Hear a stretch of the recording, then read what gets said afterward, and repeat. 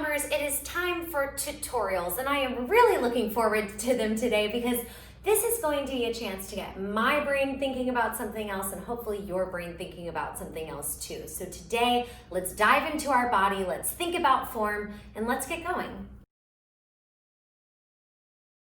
So our number one question this week was surrounding the lunge series, specifically what to do when you are moving into this part, the lateral leg lift. Now, I want to teach you today how to, one, not sink into your standing leg, and two, how to recruit the oblique to help get your opposite leg off the floor. So let's start diving into that form right now.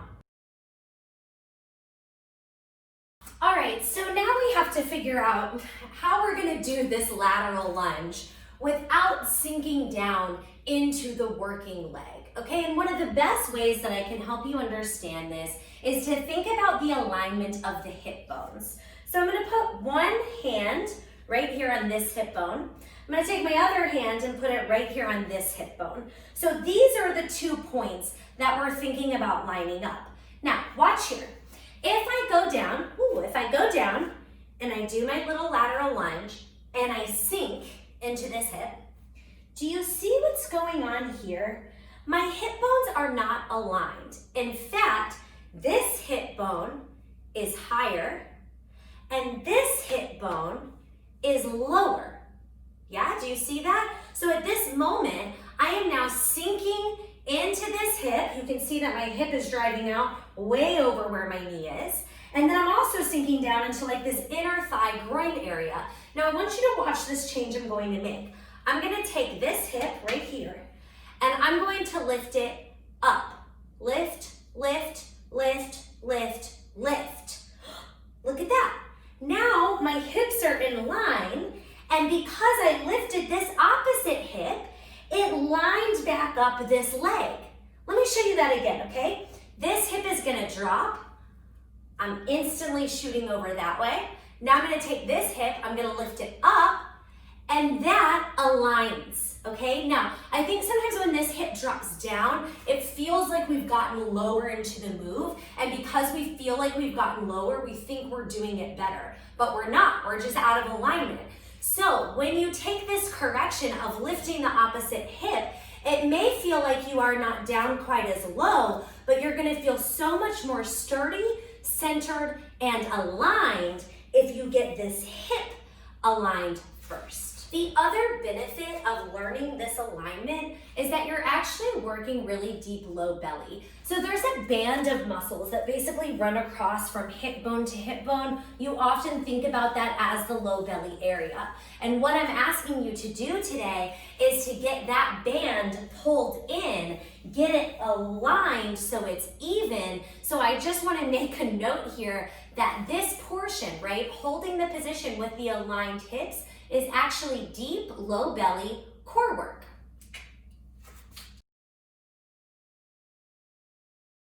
Okay, the next step from this position is lifting your leg off the floor. Now, I want to be very, very, very clear here.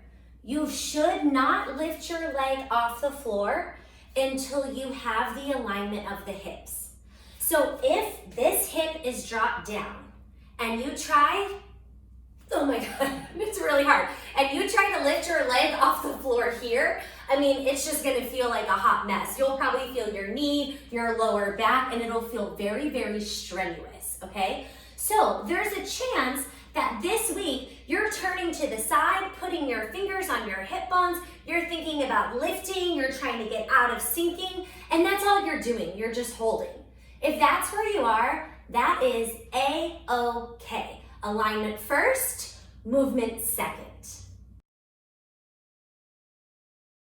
For those of you who do have the hip alignment down, you're feeling sturdy, you're feeling centered, you're not down too low, you're gonna start practicing what it's like to lift the leg off the floor. Now, the first thing that I wanna tell you is that the thought is not that you are trying to lift up from your foot. That is not where the lift comes from. If you just try to lift your foot like this, again, oh, it feels really strenuous It feels like a lot of hip joint. It feels a little bit crampy, and you're not going to be able to keep it held up very high, okay? The place where the lift actually does come from is from a scooping of the oblique. Now, before I show you this, I want to remind you of last week's routine. Do you remember last week's routine when we did the little, it's such a fun one, right? In the lunge series, we did those little hip lifts, okay? What we were doing there is practicing scooping the hip up toward the rib, which causes the oblique to engage. Now, the same technique is actually being applied right here. So, when I lift up, I need to think about scooping my hip higher. My right side waist actually closes, and that causes my leg to lift. So watch this one more time. Here, I'm only gonna lift my toe. Notice how long my waist is staying. This is not where we wanna go. That's only my toe lifting. Now I'm gonna actually cinch at my waist. I'm gonna close my right side off. Do you see how much higher my leg got? I wasn't trying to lift it off the floor. I'm just trying to take that movement from the waist, which causes a bigger range of motion. And one more thing really quick, when I do this, look how, I'm not low at all. I am barely bent into this leg. I'm not all the way down here. That's way too low. Stay up a little bit higher. Think about cinching up through the waist, and that should help you out. In the leg series this week, I'm asking you to turn open through the knee without turning open through the hip. And I just want to acknowledge the fact that this is probably not as easy to do for a lot of people because we're basically segmenting, right, the body into two different sections. So let me give you a little bit of a visual here, okay? If I were to turn open from this hip, it would look like this. I would actually lift the hip all the way up and spin. This is a great position. We do it often. It's just not what we're doing this week, okay? So this week, we're working to keep both the hips facing toward the floor. So this hip stays anchored down, and then I'm gonna try to just turn that knee open. Yeah, okay, now let me show you a place where you do this often, okay? Like a very simple spot. If I'm seated like this hip is not gonna move at all. I'm gonna drop this knee out to the side. That's the same thing, right? This hip stays still, I'm only turning open from the knee. It just gets more confusing for the body when you flip facing down and you're working against gravity. So I tell you that because I promise your body can do it, but it's probably the mind that we're gonna have to train. So this week, be prepared to really focus on pulling the belly in, keeping the hips anchored, and then allowing the knee to move so tiny, so small. Look, I am turned out right now, but it's only like maybe ½ an inch. Nothing wrong with a small range of motion as long as you are keeping your alignment intact. Okay, the oblique series. Now, I've been talking about different alternatives for the obliques, I think maybe in like the last 3 tutorials. We've definitely covered a lot of these. And so I think what I really want to focus on today is empowering you to take your time, go smaller, eliminate big ranges of motion so that you just feel it in the right spots. And there are lots and lots of different options that you can take to feel it there, right?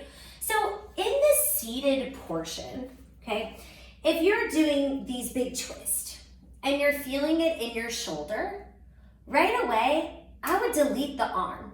I wouldn't take this big circle around. Instead, I would make it really small. If you're doing this spot and you're feeling it in your hip flexors, I would hold on with the hands so that way I have more support.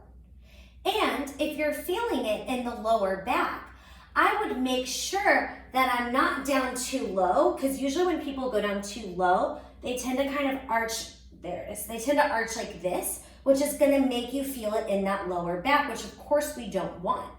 So there is a world, y'all, where the seated portion of the obliques doesn't have any movement at all. And I actually think this is a really, really great place to practice and start, right? You could just focus on scooping the belly, not going down super low, tugging your shoulder back, and that's it. Maybe you have 8 counts where you simply hold here, focus on driving the abs in, mentally put the mind into the muscle. And then when we lay down to the floor, we want to give ourselves the exact same patience and compassion that we just talked about in the seated portion, right? So in this week's position, I have this foot anchored, this leg in tabletop, and your head lifted up with reaching over to the side, okay? Now, there's a couple different things that you can do to essentially put less strain on the body. So one of them would be to drop this leg all the way down. So now you have 2 feet anchoring you to the floor, which may make the twist feel better. Another option would be to eliminate the twist, because that could cause the lower back to fire up, and instead keep this knee in tabletop and then just reach straight forward. This absolutely works. Another option would be to keep your head on the ground. Now, if you're doing your head on the ground, I would probably just tap this toe down and lift it up instead of trying to do any reaches over with the head on the ground, but really you could do either one that feels right. Even holding this position with your abs pulled in, ribs anchored down, this is good core work, okay? It's not like you're not doing the move if you're not doing a big range of motion. Just holding here is also really, really important, so that can absolutely work for you. The other point I want to make is just watching how much you may tend to be arching off the ground. If you find that you could fit your entire hand underneath your lower back, then today when you do this series, I would like for you to think tuck, okay? If you have a really overarched spine, then I want you to think about super tucking in so you anchor to the floor. That will help protect the lower back. And then again, maybe it's just a smaller range of motion as you reach. Maybe you keep your feet anchored down to the ground. Maybe you keep your head down and focus on pulling the abs in. Here's the thing. All of those positions, especially the hold, it's going to be working deep core muscles. The stuff that's not on the surface, the stuff that runs way back. And those muscles actually help protect your lower back. So by taking it smaller, slower, or holding, you are actually building strength in the muscles that will prevent injury in the spot that you may be feeling pain, such as the lower back.